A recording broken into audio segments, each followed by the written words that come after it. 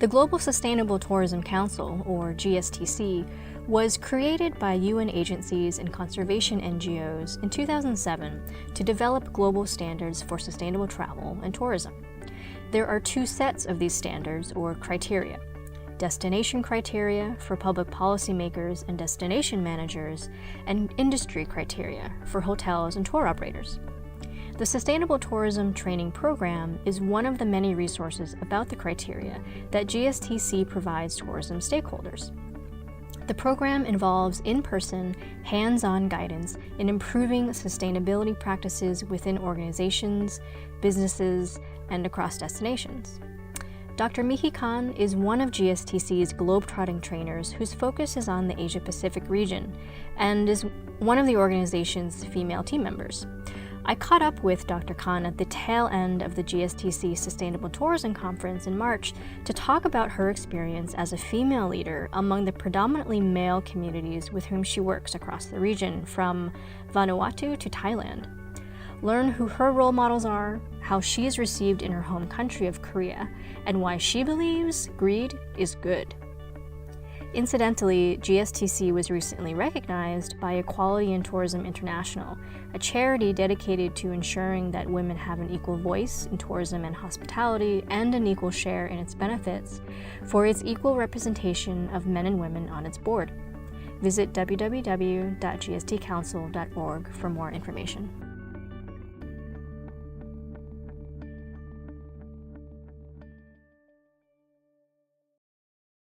So I'm sitting down with Dr. Mihee Kang, who's the Asia Pacific Director for GSTC. How long have you been in that position? Just since last year. Oh, yeah. Okay, so but you've been it's quite new. I was involved in GSTC with many other activities, but actually this title created, just last year. Okay. Yeah. I see. And can you describe a little bit of what you do in that role? In this role, GSTC has 4 main programs, and so one among the 4 actually is a so different role, and then other people look after that's accreditation. So that's out of director role, but we have different programs, and then the directors looking at other programs, they basically promote GSTC and then talk to government and then talk to other stakeholders. So encourage them to join GSTC as a member, and then join GSTC through recognition program, training, and then destination assessment. And then when someone else doing those, so I check if they are going well, and then how it impacts on them and also on GSTC. And this role obviously requires a lot of travel throughout Asia Pacific. So we are friends, and we follow each other on Facebook. And your feed, you're always somewhere in the world. You were just in Indonesia. You were in Sri Lanka. All this with it feels like within 1 month or something. I have to say, you are kicking ass. I mean, as a woman in I think it's a male-dominated industry, you're killing it. Yeah. Well, actually, when I am especially in Asian countries, male-dominant societies, so females, they are very happy to have me because I'm usually talking to high-level people, and also I'm on the stage to teach the majority of men. So female attendants, they usually say, "Oh, we feel so great." And then after meeting also, they say, "Oh, Mihee is very happy to have you as a representative of GSTC." So yeah, I heard that expression many times. Do you think that you have unique access as a woman, maybe to some communities or some people in your job that maybe a man wouldn't or maybe it's a different relationship. Like you just said, other women are so happy to see you, and maybe you can have more of an intimate relationship. Or no, I think GSTC opened that opportunity. Actually, inside of GSTC, there's no discrimination, and then really tried to balance men and women's role. And then there's no barrier to give any important role to female staff or board members. So they just let me do, because the GSTC, I mean the board members or CEO, they know my career, so and they trust me. So just send me or ask me, Mihee, we need to do this, and then can you join us? And then I say yes. Then I go somewhere. So GSTC opened the door, and then when I go to some developing countries, male-dominant society, sometimes I'm a little bit concerned.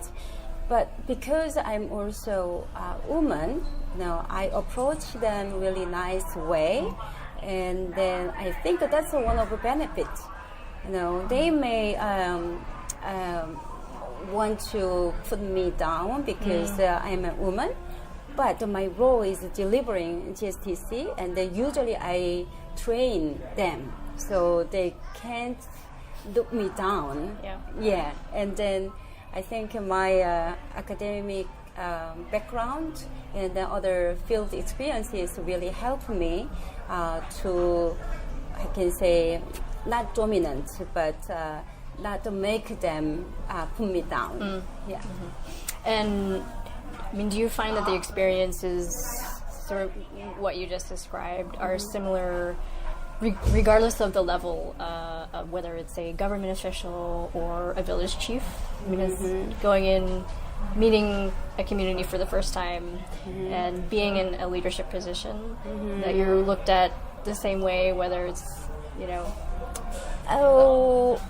Yeah, I could see not many times, a few times, I can't remember exactly, but some people a little bit surprised because, the small lady, Asian lady, in their village or in their the official meeting, I think for me, Mihee, the name, showed female, but the other country people don't know. So they usually, expect men. A man. And then in developing countries, usually, Westerners, women or female or male expert to go there.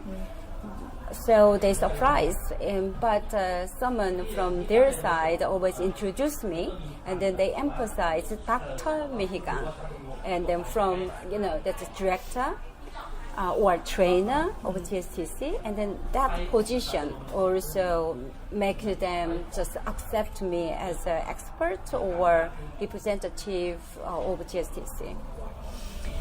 Do you have similar experiences in Korea?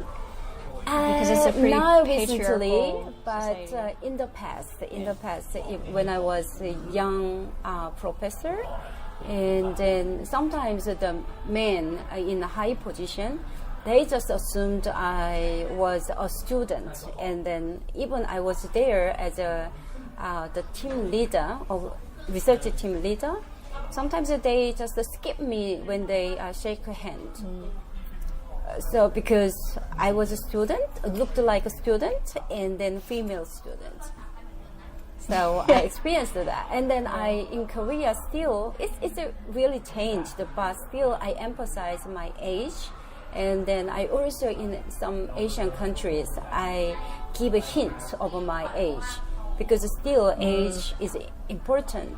So especially I look younger than my age. Yes. So I don't want them to think, unexperienced, young lady came here to, train them. So I just give a hint how I have experienced this. Yeah, then I think It's like the helpful. one instance when you actually want to be your age. Yeah, but that means still there's discrimination. That's why I have to emphasize my career as a doctor and then my age. So it means they don't say anything. They don't really, show that discrimination. But I know I have learned those from Korea and other countries. So it's a natural reaction to protect myself. Yeah. That makes sense. You know, and I would think that when destinations or other tourism practitioners, government officials, etc., when they see that you are in a leadership position and you are a woman, that, you know, it really puts into practice the principle, and maybe it's a criteria of gender equality in tourism. So I don't know that it was 100% intentional that GSTC had a woman in this position, but it seems to be particularly impactful. In my case, it's not intentional, allocation this role. But when we choose board members, I think they really tried to balance the number of board members. But other positions, so we are actually female dominant in staff. Oh yeah. Yeah. So I can say there's no limitation, no discrimination inside of GSTC. So I feel really comfortable in GSTC, but just I am just tried to be considerate when I approach it to other society. Sure. Yeah, but still I didn't have any bad experiences. Just as soon after I introduced myself, and then they showed respect, and then I also respect their attitude and then other their traditions. So. In Vanuatu last January, I delivered also training. That's also, men-dominant society. But still, we had many female participants. But some of them later thanked me a lot because they said, "Oh, Mihee, you also showed women's leadership, and you really." Softly but strongly delivered what we should do for sustainable tourism, and then it really impacted on their identity and the confidence. So I was very happy. Yeah. It's seems like it's also a responsibility, maybe a big responsibility, that you're having such an impact on local women. In personal life, my daughters, they shows their respect.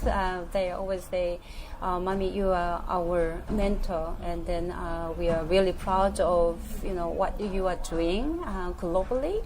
And then I always emphasize also being sustainable.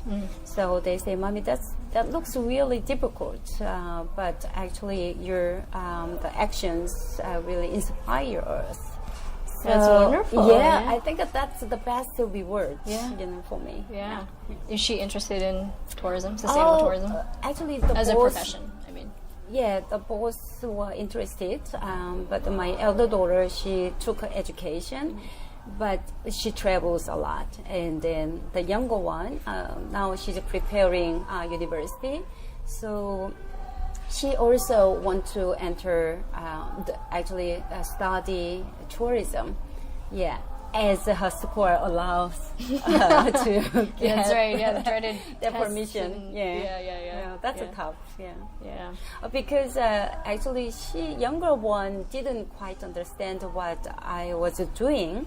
But in 2016, when GSTC had a global conference in Korea, I actually took her to the conference. So she stayed several days with me.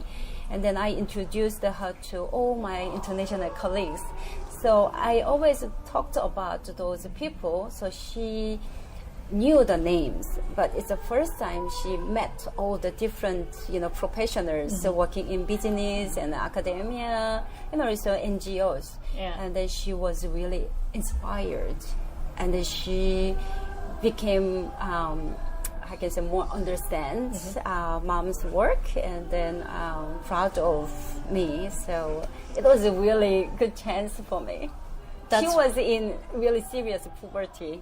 But it was good for her also to overcome and then concentrate on herself and study. Well, she must have been very impressed with, I mean, one, how many people you know. You know, anytime I tell, anytime I've told someone that I'm Korean, they say, oh, have you met Mihee? Really?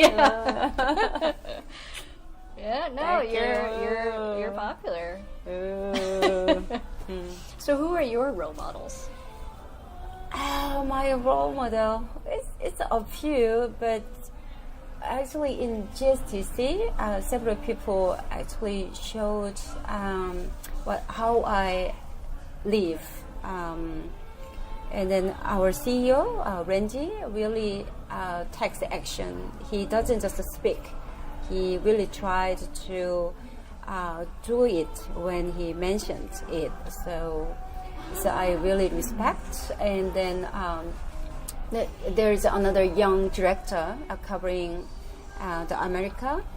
And she's a lawyer actually, but she's really good heart lady and really passionate, and then tried to do more and more. So even though she's much younger, but I really respect her. And she just could be a lawyer. Still, she works as a lawyer, but she also look for the room she can contribute in GSTC. And then not specific people in GSTC, but many of the GSTC board members or others, trainers, really try to do something good, not for money. It's all from their heart. So, yeah, because they have all weakness, you know, but I know those because I've interacted for many years. But still, I could see more positive aspects. So they are all my role model. One thing that has become very clear to me during this conference is that, and I think sustainable tourism requires this, but it is an optimistic group. I mean, everyone that I met is really hopeful. I mean, sure, there are a lot of challenges, but they're super optimistic. And I think I'm a pessimist at heart, and so I really have been inspired by their hope. Great. Actually, I was asked to make the closing remarks. Tonight? Yeah, tonight. Oh, am I keeping you from that?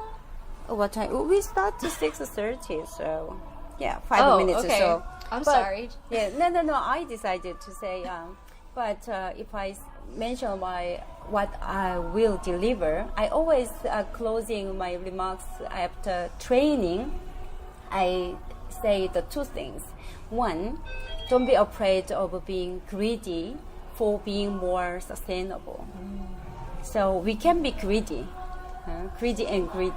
And also at school, I emphasize being greedy for learning. But here, to be sustainable, you have to learn. So it's just a given.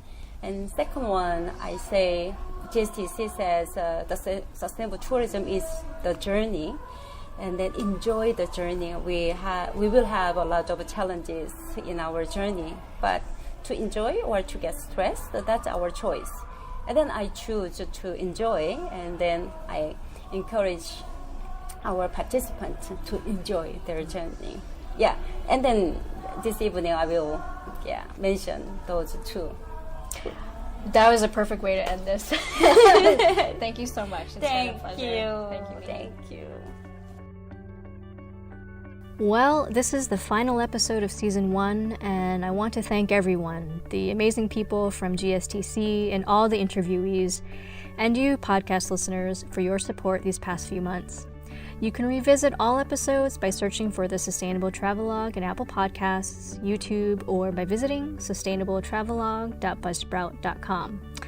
And as always, don't forget to tell your friends. Thanks for listening.